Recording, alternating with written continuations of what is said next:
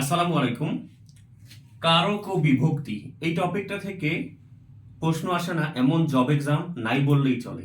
কিন্তু এই টপিকটা পড়তে গেলে আমাদের অনেক অনেক সময় নষ্ট হয়। এত এত পড়লাম, তবুও এক্সাম হলে গিয়ে দেখলাম যে এমন একটা কারক বিভক্তি আসছে যেটা আমি বুঝতেছি না বা কনফিউজড লাগতেছে যে এটা আসলে কোন কারক, সম্প্রদান নাকি অপাদান, অধিকরণ নাকি কর্তৃকারক। এই যে কনফিউশনগুলো দূর হয়ে যাবে, মাত্র 3 মিনিট সময় আমাকে দেন। দেখেন, কারক হচ্ছে 6 প্রকার: কর্তৃকারক, কর্মকারক, করণকারক, সম্পদানকারক, অপাদানকারক, অধিকরণকারক। এই 6 প্রকার কারক। এই যে একটা বাক্য দেখেন, বেগম সাহেবা ভাড়ার থেকে প্রতিদিন নিজ হাতে গরিবদেরকে চাল দিতেন। এই বাক্যটা এমন একটা বাক্য যে বাক্যে 6টা কারকই আছে, উপস্থিত আছে। তো আমরা এখন আইডেন্টিফাই করব যে কোনটা আসলে কোন কারক। আপনারা নিজেরাই আইডেন্টিফাই করতে পারবেন।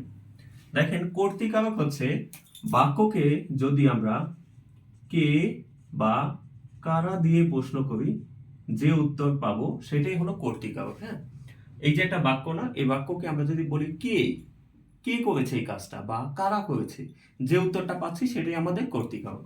যেমন দেখুন, বেগম সাহেবা ভাড়ার থেকে প্রতিদিন নিজ হাতে গরিবদেরকে চাল দিতেন।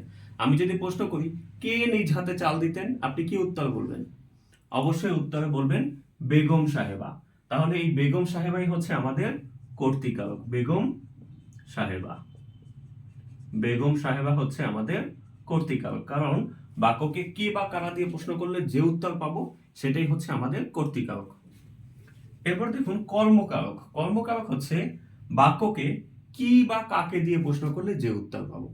বাক্যকে কি অথবা কাকে এই প্রশ্ন দিয়ে যদি প্রশ্ন করি বাক্যকে, তাহলে যে উত্তরটা পাবো সেটাই আমাদের কর্মকারক। যেমন এই বাক্যে প্রশ্ন করি যে বেগম সাহেবা কি দিতেন। এই যে প্রতিদিন ভাড়ার থেকে গরিবদেরকে যে দিতেন, আসলে কি দিতেন? কি দিতেন বলেন তো আপনি? অবশ্যই উত্তরটা হবে চাল দিতেন। এই যে বাক্য লেখা আছে এখানে, তাহলে চাল দিতেন এটাই হচ্ছে আমাদের এই চাল। কি দিতেন?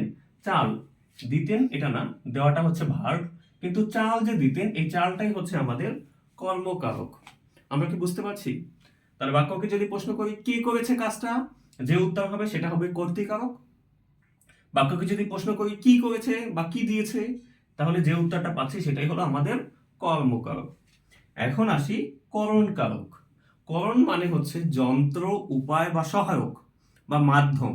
অর্থাৎ কোনো একটা কাজ কিসের মাধ্যমে সম্পন্ন হয় সেটাই হচ্ছে করণকারক।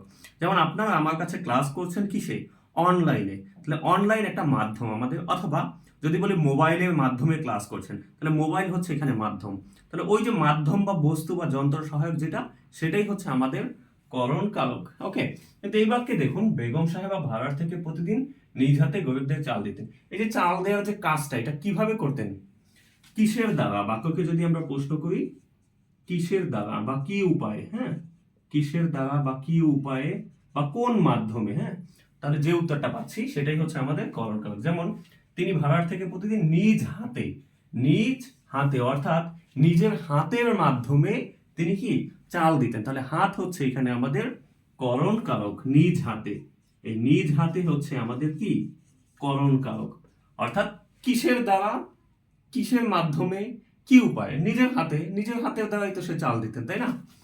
এরপর দেখুন সম্পদান কারক। সম্পদান কি? একটা ছন্দ মনে রাখেন, যাকে কিছু করি দান সেই সম্পদান। যাকে আপনি কিছু দান করবেন, দান করতে হবে কিন্তু, ঠিক আছে, ধার দিলে হবে না, দান করতে হবে। মনে করেন আমরা ভিক্ষুককে ভিক্ষা দেই, তাহলে এই যে ভিক্ষুককে ভিক্ষা দেই, কাকে দান করলাম? ভিক্ষুককে। অনেক স্টুডেন্ট ভাবে কি যে ভিক্ষাটা এখানে বোঝায় সম্পদান কারক। না, সম্পদান কারক সবসময় ব্যক্তি হবে। সম্পদান কারক কি?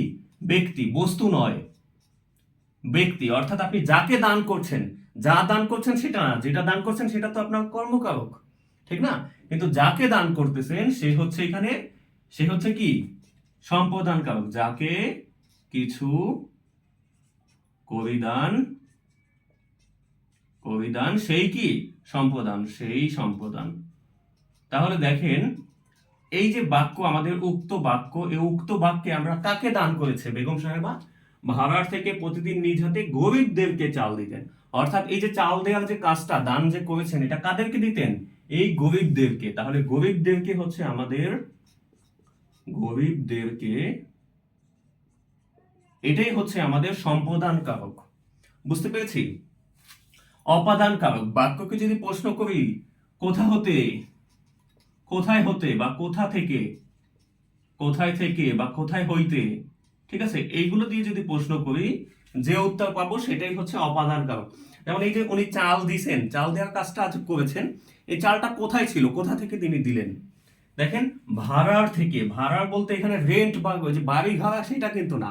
ভাড়ার হচ্ছে গ্রামগঞ্জে যে চাল রাখার যে বড় একটা কি পাত্র, বিশাল বড় পাত্র, ওইটাকে বলতো ভাড়ার, যেখানে অনেক মানে মনকে মন চাল রাখা যায়।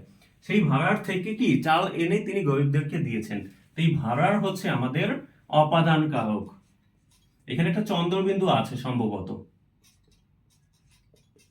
এই ভাড়ার থেকে যেহেতু চাল এনে দিয়েছেন, যে কোথা থেকে দিয়েছেন, ভাড়ার থেকে, তাহলে এই ভাড়ার হচ্ছে এখানে অপাদান কারক। তাহলে বাক্যকে যদি কোথায় হইতে বা কোথা থেকে দিয়ে প্রশ্ন করি যে উত্তরটা পাবো সেটাই আমাদের অপাদান কারক। মজা না অনেক? এরপরে বাক্যকে যদি আমরা কোথায় বা কখন দিয়ে প্রশ্ন করি, কোথায় বা কখন, কোথায় বা কখন দ্বারা প্রশ্ন করলে যে উত্তর পাবো সেটাই আমাদের অধিকরণ কারক। যেমন এখানে বেগম সাহেবা ভাড়ার থেকে প্রতিদিন নিজ হাতে গরিবদেরকে চাল দিতেন। এখন আপনি প্রশ্ন করেন যে কখন চাল দিতেন, আমি উত্তরে বলবো কি প্রতিদিন চাল দিতেন। তাহলে কখন অথবা কোথায় দুইটা যে কোনো একটা দিয়ে প্রশ্ন করলে যে উত্তরটা পাবেন। ঠিক আছে, তো এখানে কখন প্রশ্নটা এলাও হলো, কখন চাল দিতেন, আমি উত্তরে বললাম প্রতিদিন চাল দিতেন। তাহলে প্রতিদিন হলো এখানে আমাদের, প্রতিদিন হলো এখানে কোন কারক, অধিকরণ কারক। তাহলে খুব সহজে বুঝলাম বাক্যকে কে বা কারা দিয়ে প্রশ্ন করলে কর্তৃকারক, কি বা কাকে দিয়ে প্রশ্ন করলে কর্মকারক, কিসের দ্বারা বা কিসের মাধ্যমে দিয়ে প্রশ্ন করলে করণকারক, যাকে কিছু দান করব সেই হচ্ছে সম্প্রদান, কোথায় হইতে বা কোথা থেকে এটা দিয়ে প্রশ্ন করলে যে উত্তর পাচ্ছে সেটা অপাদান, কোথায় বা কখন এটা দিয়ে প্রশ্ন করলে যে উত্তর পাবো সেটা হচ্ছে অধিকরণ কারক। এই হচ্ছে 6 প্রকার কারক শেষ। 6 প্রকার কারক আমাদের কমপ্লিট। আমরা কি বুঝতে পেরেছি? যে কোনো বাক্যকেই আমরা জাস্ট সিম্পলিফাই করব যে কি কে করেছে কাজটা, কে, কে বা কারা। দেখেন তো কে বা কারা, প্রথমে প্রশ্ন করবো কে বা কারা এই কাজটা করেছে। যে বা যারা এই কাজটা করে তারা হচ্ছে কর্তা বা কর্তৃকারক। কি করেছে তারা, আসলে কি করেছে সেটা ভাববো যে কি করেছে আসলে এখানে। তো যেটা করেছে সেটাই মূলত কি কর্মকারক। ওকে, এরপর হচ্ছে কিসের মাধ্যমে করেছে এই কাজটা, সেটা হচ্ছে আমাদের করণকারক। এরপরে কোনো দান টান করলে, সে দান বোঝালে সেক্ষেত্রে কাকে দান করছে, যাকে দান করা হচ্ছে সেই ব্যক্তি হচ্ছে এখানে সম্প্রদান। আমরা বলি না সৎ পাত্রে কন্যা দান করো, তো এখানে সৎ পাত্রে হচ্ছে আমার সম্প্রদান কারক, কন্যা কিন্তু সম্প্রদান কারক নয়, কারণ সৎ পাত্রকে আমরা কন্যাটা দান করছি। ঠিক আছে, তাহলে এখানে সৎ পাত্র হচ্ছে সম্প্রদান কারক। কিন্তু এখানে আমি বলেছিলাম যে দান করা হতে হবে, সত্য ত্যাগ করে দান বোঝাতে হবে। মনে করেন আপনি আমাকে এই শার্ট ধুইতে দিলেন, আমি একজন ধোপা, আমাকে আপনি এই শার্ট ধুইতে দিলেন, তাহলে সেটা কিন্তু দান বোঝালো না, দান কিন্তু বোঝায় না, কারণ আমি এই ধুয়ে টুয়ে রেডি করে রেখে আয়রন টায়রন করে আপনার কিন্তু রিটার্ন দেবো এটা আপনাকে। তো রিটার্ন যখন দেয় তখন সেটা দান না, এটা আপনি আমাকে একটা কাজে দিয়েছেন, তাই না? এমন যদি হতো যে এই শার্টটা আপনি আমাকে গিফট করে দিয়েছেন বা দান করে দিয়েছেন, সেক্ষেত্রে বিষয়টা আলাদা। তো সেক্ষেত্রে আমি হতাম সম্প্রদান। যেমন এখানে যদি বলা হয় যে ধোপাকে কাপড় দাও, এই ধোপাকে কাকে দান করেছে এখানে, ধোপাকে, তাহলে ধোপাকে কি সম্প্রদান হবে? না, হবে না, কারণ ধোপাকে কাপড় তো আমরা দান করি না, আসলে ধোপাকে কাপড় ধুইতে দিই। বুঝতে পেরেছেন সবাই? ওকে, তারপর হচ্ছে কোথায় থেকে দিচ্ছি, এই কাজটা হচ্ছে যে এই কাজটা কোথায় থেকে এনে দিচ্ছি আমি, সেটা হচ্ছে অপাদান। কখন বা কোন সময়ে, কখন অর্থাৎ সময়টা, অথবা কোথায়, কোথায় বসে এই কার্যক্রম সম্পন্ন হচ্ছে, প্লেস, প্লেস এবং টাইম, এটাই হচ্ছে আমাদের অধিকরণ কারক। আশা করি বুঝতে পেরেছেন। এরপরে যদি বুঝতে পেরে থাকেন তাহলে আমি নেক্সট আরেকটা ভিডিওতে আপনাদেরকে একদম সিম্পলি করে, এই যে এখানে যেমন সহজভাবে কারক বুঝিয়ে ফেললাম, তেমনি সহজভাবে বিভক্তি নিয়েও আলোচনা করে দিব। বিভক্তি নিয়ে 2 মিনিট লাগবে মাত্র আলোচনা করলে আপনার বুঝতে। আমি যদি বুঝাই মাত্র 2 মিনিটেই আপনি বুঝে যাবেন ইনশাল্লাহ। তো সবাই যদি এই ভিডিওটা পছন্দ করে থাকেন কমেন্টে জানাবেন, এবং বিভক্তির ভিডিও চাইলে সেটা লিখবেন যে বিভক্তির ভিডিও চাই, অথবা সিম্পলি লিখে দেবেন ইন্টারেস্টেড, আমি ভিডিও করে দেবো, সমস্যা নাই কোনো। ঠিক আছে, সবাই ভালো থাকেন। আমার ইউটিউব চ্যানেল ম্যাট্রিক্স সাবস্ক্রাইব করে রাখবেন, এবং জব বিষয়ক যে কোনো আপডেট, যে কখন নিয়োগ হয়, কখন পরীক্ষা হয়, কখন রেজাল্ট হয়, এবং কোন পরীক্ষার জন্য কি পড়বো, খুঁটিনাটি এভরিথিং আপনারা চাইলে আমার ফেসবুক আইডি কাউসার আহমেদ কুয়াশা ফলো দিয়ে রাখবেন, এখানে আমি সব কিছু শেয়ার করি। ধন্যবাদ সবাইকে, আসসালামু আলাইকুম।